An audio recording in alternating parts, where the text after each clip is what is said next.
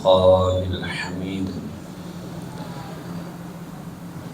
سبحان الذي أسرى بعبده ليلا من المسجد الحرام إلى المسجد الأقصى الذي باركنا حوله لنريه من آياتنا.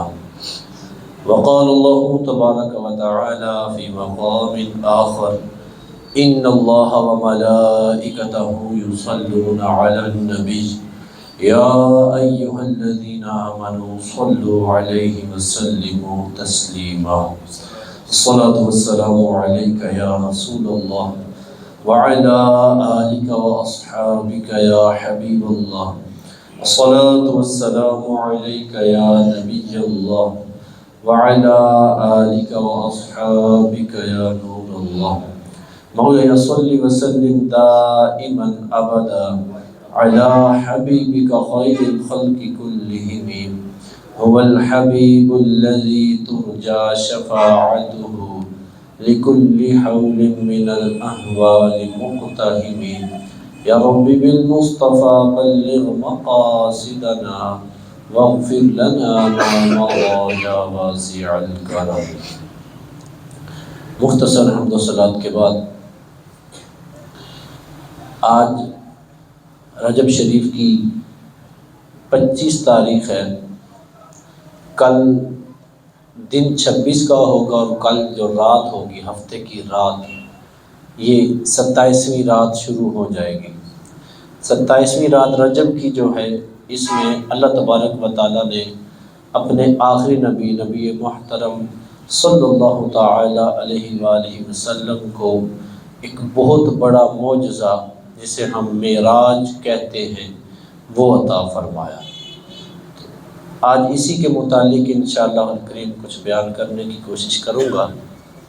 اللہ تبارک و تعالی نے قرآن کے اندر ارشاد فرمایا سبحان الذی اسری بعبدہ. پاک ہے وہ ذات. کون سی ذات؟ سبحان الذی اسری، وہ ذات جس نے سیر کروائی. اب یہاں پر سیر کا لفظ ہے. فرمایا جس ذات نے سیر کروائی. کس کو سیر کروائی؟ بعبدہ، اپنے بندہ خاص کو. وہ ذات بڑی پاک ہے جس نے اپنے خاص بندے سے مراد یہاں پر حضور صلی اللہ تعالی علیہ وسلم کی ذات، جس نے اپنے خاص بندے کو سیر کروائی لیلاً، رات کے ایک حصے میں. کہاں سے کہاں تک کی سیر کروائی؟ یہاں آیت مبارکہ کے اندر اس معراج کے ایک حصے کا ذکر کیا گیا. فرمایا من المسجد الحرام الی المسجد الاقصی، مسجد حرام سے مسجد اقصی تک کی سیر کروائی. کون سی مسجد اقصی؟ الذی بارکنا حولہ، وہ مسجد اقصی جس کے ارد گرد ہم نے برکت رکھی ہوئی ہے. اچھا، رب تبارک و تعالیٰ نے یہ سیر کروائی، معراج کا تحفہ عطا فرمایا، معراج کا معجزہ عطا فرمایا. وجہ کیا ہے؟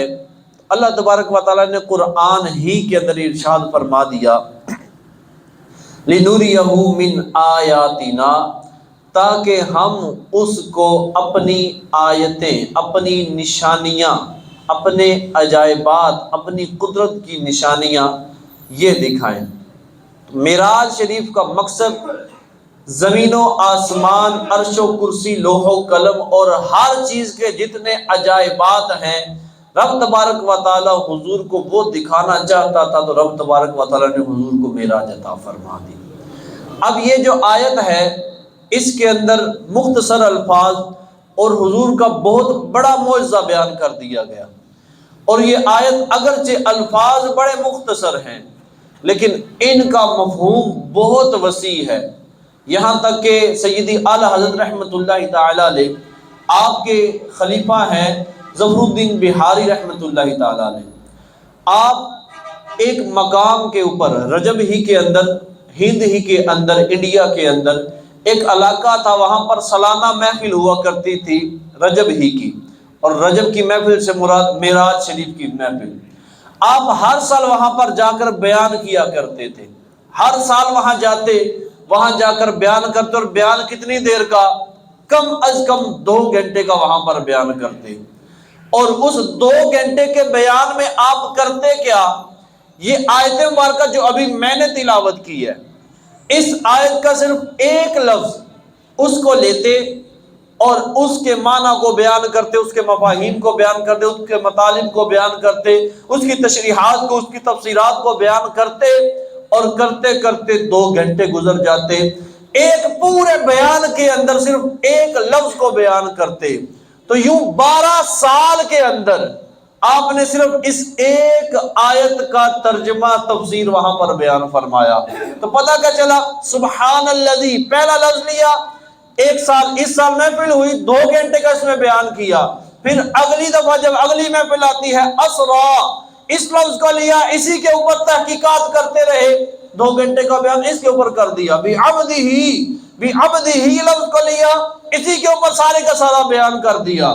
تو یہ آیات کے الفاظ تھوڑے ہیں، اب کتنے 12 سال لگائے، تو 12 سال لگانے کے بعد آپ نے اس ایک آیت کی تفسیر کو، اس کے مفاہیم کو وہاں پر بیان کیا۔ تو اس کے مفاہیم بہت سارے ہیں، ہم یہاں پر ابھی جو ذکر کریں گے کچھ، یہ جو مختصر سا وقت ہے، اس کے اندر اللہ جل شانہ نے اس میں جو آخر میں فرمان لِنُرِيَهُ مِنْ آیاتنا، تاکہ ہم اس کو دکھا دیں اپنی قدرت کی نشانیاں، اس کے متعلق انشاءاللہ الکریم کچھ بیان کروں گا۔ سب سے پہلی بات یہ، اللہ جل شانہ نے حضور کو جو معراج عطا فرمائی، اس کے اندر بڑی حکمتیں ہیں۔ ان میں سے ایک حکمت جو کہ مفتی احمد یار خان نعیمی رحمۃ اللہ تعالی علیہ آپ نے ارشاد فرمائی، تو فرمایا کہ اللہ نے یہ جو ارشاد فرمایا لِنُرِيَهُ مِنْ آیاتنا، تاکہ ہم اپنی عظیم نشانیاں اپنے محبوب کو دکھا دیں۔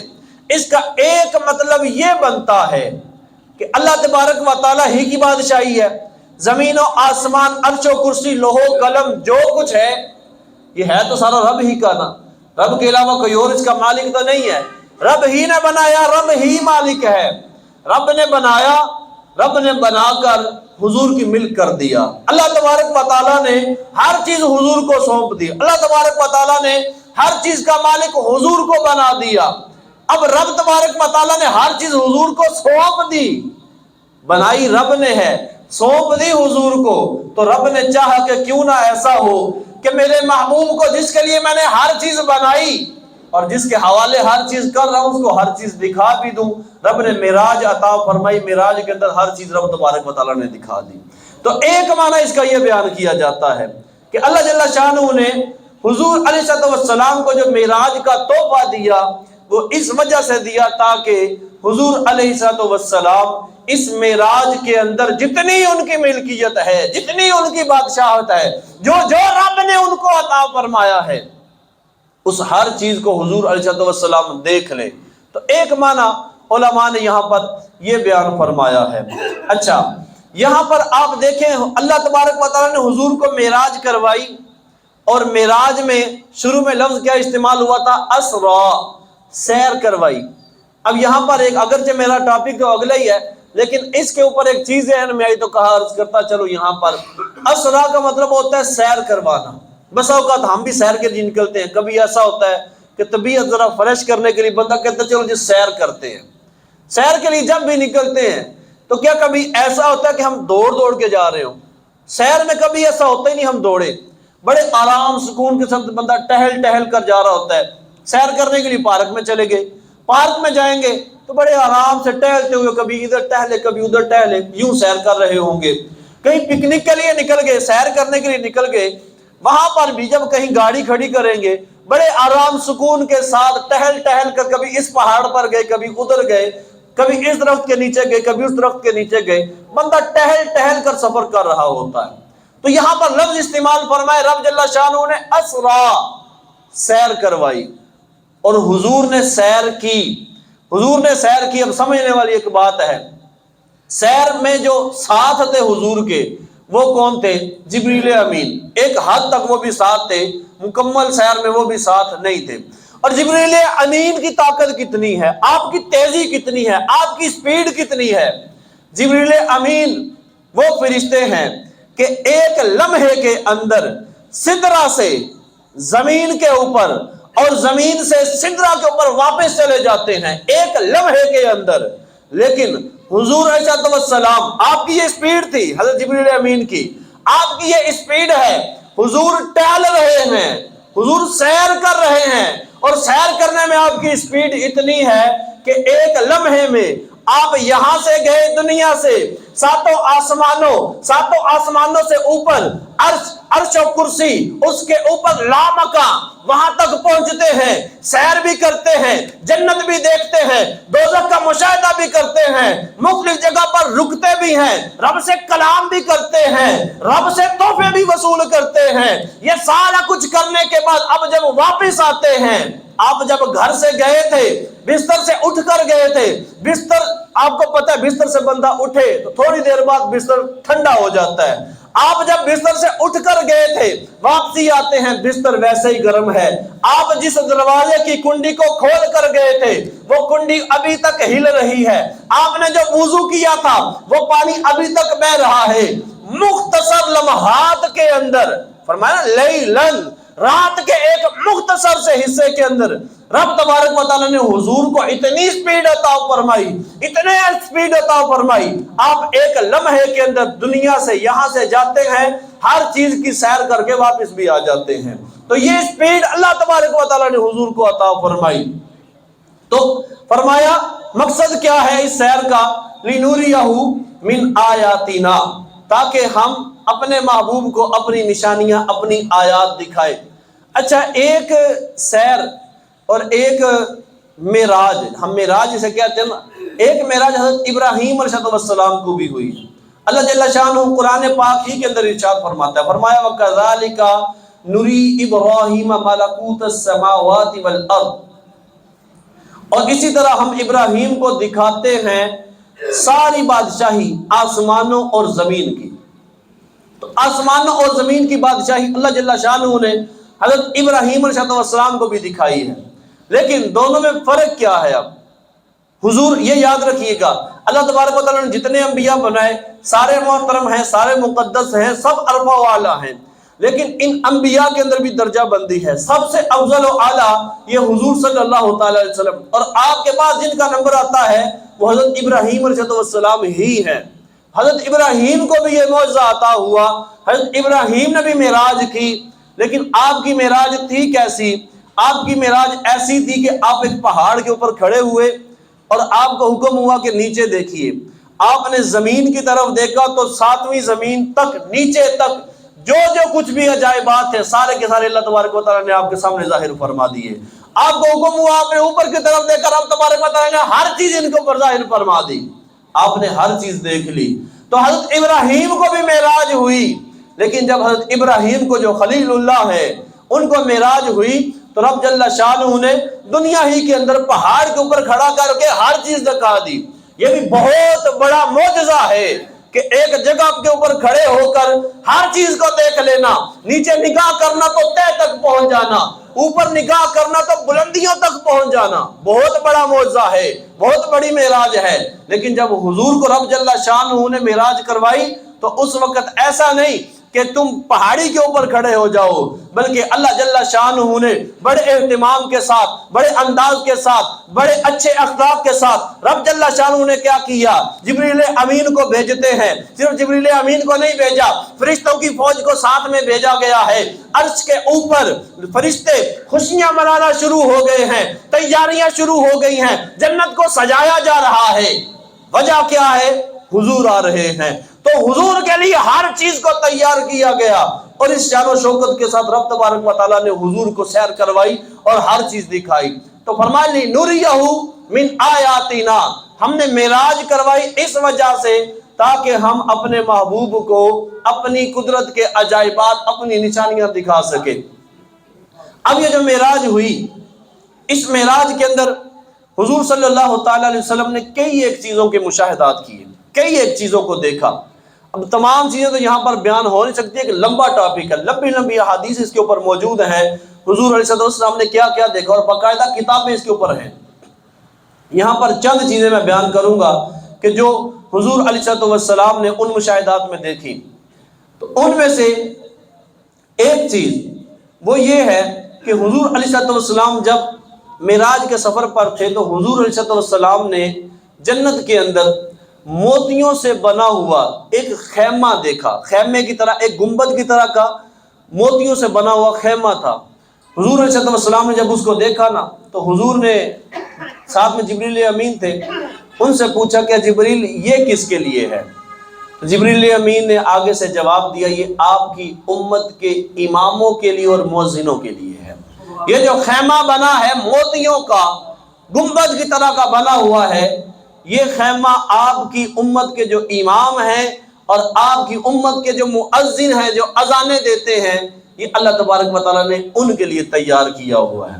اذان رب کی رضا کے لیے دینا، اس کا بہت بڑا ثواب ہے۔ اس کا ثواب یوں بھی احادیث میں بیان کیا کہ مفہوم ہے اس کا کہ جو شہید ہوتا ہے نا، شہید جس کے جسم کے اوپر خون ہی خون ہے اور خون ہی خون ہونے کے باوجود جب اس کو دفنایا جاتا ہے اس کے جسم کو کیڑے نہیں پڑتے، فرمایا ایسے ہی مؤذن کو بھی ثواب ملتا ہے۔ اس کے علاوہ اور مؤذن کے ثواب کے اوپر بڑی احادیث ملتی ہیں۔ تو رب تبارک و تعالیٰ کی رضا کے لیے، یہ یاد رکھے، پیسے کے لیے نہیں۔ امامت اس لیے کروں کہ پیسہ ملے، مؤذنی اس لیے کروں کہ پیسہ ملے۔ میں خود امام بھی ہوں اور اذان بھی بس اوقات دیتا ہوں، لیکن اس کے باوجود یہ بات کروں گا میں کہ ہم کبھی بھی ایسا نہ ہو کہ پیسے کے لیے امامت کر رہے ہیں، پیسے کے لیے ہم مؤذنی کر رہے ہیں۔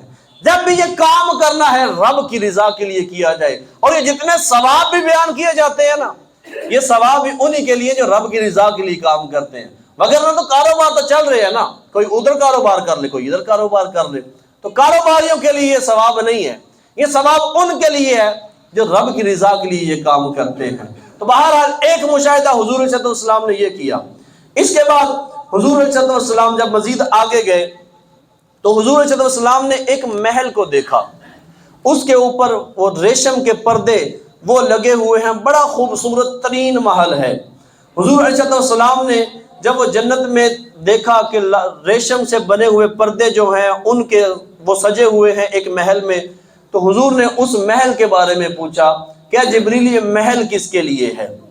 جبریل امین نے آگے سے جواب دیا، عرض کرتے ہیں یا رسول اللہ یہ صدیق اکبر کے لیے ہے، جو آپ کے یار غار ہیں، جو یار مزار بھی بعد میں بنے، یہ ان کے لیے، یہ صدیق اکبر رضی اللہ تعالیٰ عنہ کے لیے رب نے بنایا ہوا ہے۔ تو آپ کا شان و مرتبہ آپ دنیا کے اندر ہیں، رب جل شانہ نے جنت کے اندر پہلے ہی آپ کے لیے چیزیں تیار فرما دی ہیں۔ پھر آگے آپ چلتے ہیں مزید، جیسے ہی آگے چلے تو رب حضور علیہ السلام نے دیکھا کہ ایک شخص ہے جو عرش کے نور کے اندر چھپا ہوا ہے۔ عرش ہے، عرش کا نور ہے اور اس نور کے اندر وہ چھپا ہوا ہے۔ ہوتا ہے نا، دنیاوی مثال سے سمجھاؤں، دھند ہوتی ہے، دھند، تو دھند میں دھواں سا ہوتا ہے نا، تو اس میں بندہ ویسا چھپ جاتا ہے، صحیح نظر نہیں آتا۔ عرش کے نور کے اندر وہ بندہ چھپا ہوا تھا۔ حضور نے پوچھا ہے جبریل یہ کون ہے؟ کیا یہ کوئی نبی ہے؟ آگے سے جواب ملا کہ نہیں، نبی نہیں ہے۔ کوئی فرشتہ ہے؟ نہیں، فرشتہ نہیں۔ حضور نے پہلے فرشتے کا پوچھا، پھر نبی کا پوچھا، فرشتہ ہے؟ نہیں، فرشتہ تو نہیں۔ نبی ہے؟ نہیں، نبی بھی نہیں ہے۔ پھر کون ہے یہ؟ تو آگے سے جواب پتہ کیا ملا؟ فرمایا کہ یہ وہ بندہ ہے کہ جو دنیا میں اس کی زبان ہے یہ اللہ تبارک و تعالیٰ کے ذکر کے اندر ہمیشہ تر بتر رہا کرتی تھی۔ یہ وہ بندہ عرش کے نور کے اندر ہوگا، دنیا کے اندر ہے، تو دنیا کے اندر جب بھی اس کی زبان کھلتی ہے تو رب تبارک و تعالیٰ کے ذکر ہی کے لیے کھلتی ہے، دوسروں کی غیبت کے لیے، دوسروں کی چغلی کے لیے، دوسروں پر بہتان لگانے کے لیے، دوسروں کے عیبوں کو اچھالنے کے لیے، دوسروں کی عزتوں کو خراب کرنے کے لیے، دوسرے کے عیبوں کو لوگوں کے سامنے کرنے کے لیے نہیں کھلتی، بلکہ جب بھی زبان کھولتا ہے اللہ کا ذکر کرتا ہے، جب بھی زبان کھولتا ہے رب کے پیاروں کا ذکر کرتا ہے۔ ایک چیز، تین چیزیں بیان فرمائی۔ فرمایا یہ وہ بندہ ہے عرش کے نور کے اندر جو چھپا ہوا ہے، جو کہ اپنی زبان سے ذکر الہی کو مشغول، ذکر الہی میں اپنی زبان کو مشغول رکھتا ہے۔ دوسری چیز، اس کا دل مسجد کے اندر لگا رہتا ہے، جب بھی یہ مسجد میں آتا ہے تو مسجد کے اندر اس کا دل لگا رہتا ہے۔ یہ بہت بڑی چیز ہے۔ آج مسجد میں بس اوقات ہم آتے ہیں، آج جمعہ الحمدللہ تعداد زیادہ ہے، نمازوں میں دیگر میں تعداد کم ہو جاتی ہے، مسجد میں آ گئے تو اب بس اوقات مسجد میں آنے کے بعد ٹینشن ہوتی ہے کہ نکلیں جی، کاروبار ٹھپ ہو جائے گا، یہ ہو جائے گا، ادھر وہ بندہ بیٹھے ادھر وہ بندہ بیٹھے. ایمرجنسی کو میں نہیں کہتا، ایمرجنسی میں جانا پڑتا، لیکن بعض ہوتے ہیں کہ اگر 2 4 5 منٹ کے لیے آ بھی گئے، دل مسجد کے اندر لگ نہیں رہا ہوتا. تو فرمایا کہ یہ وہ بندہ ہے، یہ وہ شخص ہے، اس کی زبان ذکر الہی میں مشغول ہوتی ہے اور اس کا دل مسجد کے اندر لگا رہتا ہے. تیسری چیز جس میں ہم سب کو غور کرنا چاہیے، وہ کون سی چیز؟ فرمایا کہ یہ وہ بندہ ہے کہ یہ کبھی اپنے والدین کو برا کہے جانے یا ان کی بے عزتی کیے جانے کا سبب نہیں بنتا. اس کی وجہ سے اس کے والدین کو برا نہیں کہا جاتا، اس کی وجہ سے اس کے والدین کی کبھی بے عزتی نہیں ہوئی. آج یہ ہم غور کر لیں. اچھا، یہ زمانہ بھی وہ ہے، آپ بھی شاید ایسے لوگوں کو جانتے ہوں، کچھ کا ہمیں بھی پتہ ہوتا ہے کہ یہاں پر تو یہ فرمایا گیا نا کہ اس کی وجہ سے اس کے والدین کو بے عزت نہ کیا گیا ہو، ان کی عزت خراب نہ کی گئی ہو. آج وہ زمانہ ہے کہ بچے خود اپنے والدین کی عزت کو خراب کر رہے ہوتے ہیں، باپ کو خود گالیاں دے رہے ہوتے ہیں، ماں کو خود گالیاں دے رہے ہوتے ہیں، باپ کا گریبان اپنے ہاتھوں سے پکڑ رہے ہوتے ہیں، باپ کو اس کے عیب اپنی زبان سے بیان کر رہے ہوتے ہیں. ان کا بنے گا کیا؟ والدین کا جو نافرمان ہے جہنم کے اندر جائے گا جب تک توبہ نہیں سچی کر لیتا. اگر توبہ کر لیتا، والدین کو راضی کر لیتا تو بچت کی راہ ہے. تو فرمایا یہ وہ بندہ ہے جو عرش کے نور کے اندر ہے کہ جو بندہ اپنے والدین کی بے عزتی کا سبب نہیں بنتا، اس کی وجہ سے اس کے والدین کو برے القابات کے ساتھ یاد نہیں کیا جاتا. تو 3 چیزیں یہاں پر بیان فرمائی. فرمایا زبان ذکر اللہ میں تر رہتی ہے. دوسری چیز فرمائی کہ جب مسجد میں آتا ہے تو دل مسجد ہی کے اندر لگا رہتا ہے، باہر دل مشغول نہیں ہوتا، اور اس کی وجہ سے اس کے والدین کو برا بلا نہیں کہا جاتا، اور اس کی وجہ سے اس کے والدین کی عزت خراب نہیں ہوتی. جس بندے میں یہ 3 چیزیں پائی جائیں گی تو فرمایا کہ وہ بندہ ایسے ہی عرش کے نور کے اندر چھپا ہوا ہوگا. تو ہم سب کو یہ غور کر لینا چاہیے، کہیں میں ایسا تو نہیں کہ جو اس کیٹیگری میں نہ آتا ہوں. ہمیں ایسا ہی ہونا چاہیے کہ میری زبان جب بھی یہ کھلے رب کا ذکر کرے، میری زبان جب بھی کھلے درود پڑھے، میری زبان جب بھی کھلے کسی کی دل جوئی کرے، میری زبان جب بھی کھلے نیکی کا کام کرے، میری زبان کبھی بھی گناہ کے لیے نہ کھلے. کھل گئی رب سے توبہ کر لے، اب دوبارہ سے نیکی میں لگ جائیں. پھر غلطی کے لیے کھل گئی، اب دوبارہ سے توبہ کر لیں. جب بھی غلطی ہو جائے رب کی بارگاہ میں رجوع کر لیا جائے. بہرحال آگے مزید حضور علیہ السلام نے کئی اور مشاہدات بھی کیے. اس میں ایک یہ بھی تھا، حضور صلی اللہ تعالی وسلم نے ایک بندے کو دیکھا کہ جس کے پیٹ یہ کوٹھڑی کی طرح کا تھا. کوٹھڑیاں بناتے ہیں نا، جیسے کمرہ ہوتا ہے، کوٹھڑی کی طرح اس کا پیٹ تھا، اور باہر سے صاف نظر آ رہا تھا کہ اس کے پیٹ کے اندر سانپ اور بچھو موجود ہیں. حضور نے جب ایسے بندے کو دیکھا تو حضور نے پوچھا کہ یہ بندہ کون ہے؟ آگے سے جواب ملا کہ یہ سود خور ہے. یہ وہ بندہ ہے جو سود کھاتا ہے. سود جو کھاتا ہے تو ظاہر سی بات ہے ناحق مال کھا رہا ہے، تو سانپ بچھو ہی تو پیٹ کے اندر ڈال رہا ہے. تو فرمایا یہ وہ بندہ ہے جو سود خور ہے، سود کھانے والا ہے. آج ہمارے معاشرے کے اندر سود عام ہو گیا، ہمارا ملک سارا سود کے اندر ڈوبا ہوا ہے، اور کیا دور کی چیز رہ گئی ہے. ہم میں سے ہر بندہ سود کے کتنے معاملات ہیں، ہم کاروبار کرتے ہیں، بس وقت ہم سود کا نام نہیں لیتے لیکن سودی معاملات میں ہم پڑے ہوتے ہیں. بس اوقات ایسا ہوتا ہے ہم کسی سے کاروبار کرتے ہیں، ہم اسے طے کر لیتے ہیں بھائی یہ 5 لاکھ میں دیتا ہوں، انویسٹ کر لو اپنے کام میں، ہر مہینے مجھے 10,000 ملنا چاہیے. پکا کر لیا، نقصان کی بات ہی نہیں. نہ جی نہ، منو ہر مہینے 5,000 لبنا چاہیے، 10,000 لبنا چاہیے. یہ سیدھا سود کے اندر آ جائے گا. حالانکہ میں نے سود کا نام ہی نہیں لیا، میں نے تو کہا مجھے نفع ملنا چاہیے، لیکن یہ سود کے اندر آ رہا ہے. اور اس سے کتنی ہی چیزیں ہم سود والے کام کر رہے ہوتے ہیں، ہمیں پتہ نہیں ہوتا. تو یہ چند مشاہدات میں نے یہاں پر بیان کیے. اس کے علاوہ حضور نے اور کئی لوگوں کو دیکھا. کئی ایسے لوگ تھے جن کے سروں کے اوپر پتھر مارے جا رہے، ان کے سر کچل جاتے، پتھر لڑک جاتا، پھر پتھر کو اٹھایا جاتا، پھر سر کے اوپر مارا جاتا، پھر پتھر لڑک جاتا، سر پھر ٹھیک ہو جاتا، پھر پتھر کو اٹھا کر اس کے سر کے اوپر مارا جاتا. بعض ایسے بھی تھے جن کی شرمگاہوں کے اوپر چیتھڑے لٹکے ہوئے ہیں، وہ جانوروں کی طرح. وہ چیزیں ہیں بھی کون سی؟ وہ جہنم کے پتھر کھا رہے ہیں، اور یہ جانوروں کی طرح ان کی شکل ہو گئی. اس کے علاوہ مرد و عورت ایسے بھی دیکھے کہ جو چھاتیوں کے ساتھ وہ لٹکے ہوئے ہیں. کئی ایسے لوگ اور دیکھے. حضور صلی اللہ علیہ وسلم نے رستے کے اندر بڑھیا ایک دیکھی جو کہ آپ کو بلا رہی تھی، اور کئی ایک مشاہدات حضور نے کی اپنے سفر کے اندر، ان میں سے چند میں نے یہاں پر بیان کیے ہیں، اور ان سے سبق حاصل ہونے والی جو چیزیں ہیں وہ بیان کی ہیں۔ ہمیں چاہیے کہ ہم ان چیزوں کے اوپر بھی غور کریں، اور ہمیشہ ہم دیکھ لیں ہمیں کون سا کام کرنا چاہیے، کون سا نہیں کرنا چاہیے۔ اللہ تبارک و تعالی ہمیں اپنی فرما برداری والے کام کرنے کی توفیق عطا فرمائے، آمین بجاہ النبی۔